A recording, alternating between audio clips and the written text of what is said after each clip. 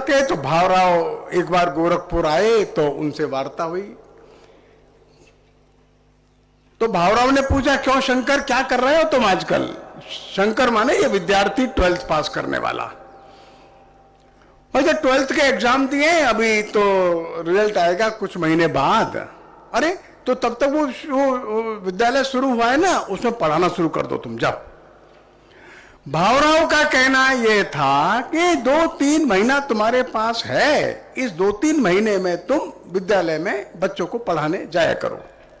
बच्चे कौन से? कक्षा प्रथम द्वितीय के थे, 1 और 2 क्लास के थे। वो शंकर नाम का जो विद्यार्थी था, इसने उन बच्चों को पढ़ाना शुरू कर दिया। अभी शंकर को ये ध्यान में नहीं आया कि भावराव ने मुझको 2 महीने के लिए कहा है। 2 महीना नहीं कहा था। भावराव का जो इंटेंशन था वो केवल 2 महीने, रिजल्ट आए तब तक, बाद में अपना पढ़ाई करना।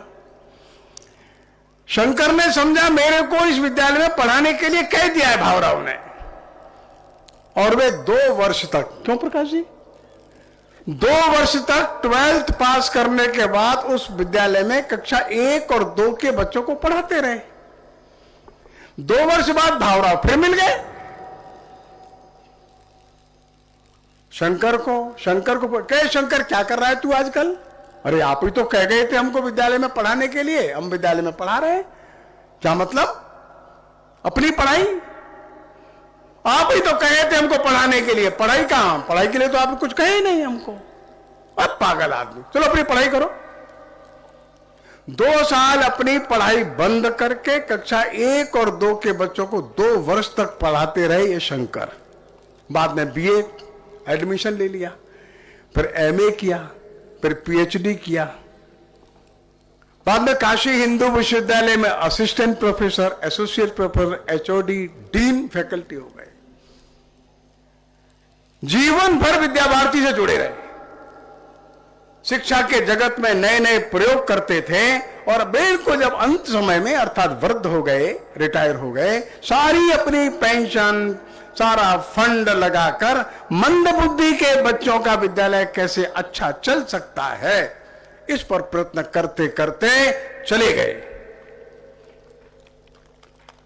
कैन वी इमेजिन, क्या हम कल्पना कर सकते हैं? मतलब what was the commitment of that young boy who was doing 12th, और ये commitment remain to his last breath. अंतिम सांस तक उस बालक का कमिटमेंट कम नहीं हुआ।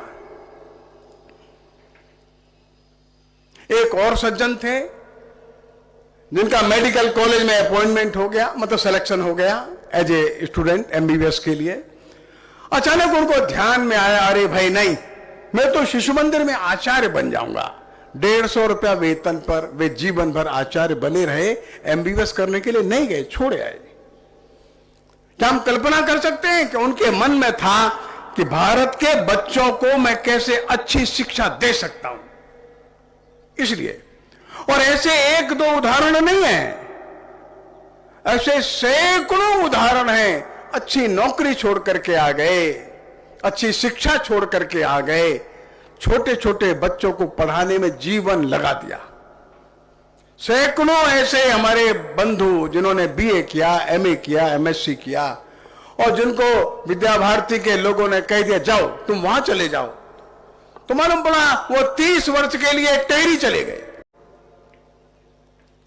जगदीश गांधी जी करके हमारे संघ के प्रचारक थे तो वह जगदीश जी अग्रवाल, लेकिन ऐसा वस्त्र पहनते थे खादी का, कभी जूता नहीं पहनते थे। कृष्णचंद्र गांधी जी जूता नहीं पहनते थे, गर्म कपड़ा नहीं पहनते थे। रज्जूभाई ने कहा भाई गांधी जी आप आसाम चले जाओ, आसाम में भी एनसी हिल्स में चले जाओ, वह एनसी हिल चले गए। और कृष्णचंद्र गांधी जी 20 वर्ष वहीं रहे। भयंकर ठंड, उसमें भी पजामा नहीं पहने, पैंट नहीं पहने, गर्म कपड़ा नहीं पहने, जूता नहीं पहने, कभी रिक्शे में नहीं बैठे, और वहां बच्चों का छात्रावास चलाकर नागा दिमासा जनजाति के बच्चों को अच्छा स्कूल मिल जाए, अच्छा विद्यालय मिल जाए। आसाम के अंदर सैकड़ों विद्यालय खड़े करने की भूमिका उन्होंने निर्माण करी। और जीवन के 3 दशक वे वही रहे।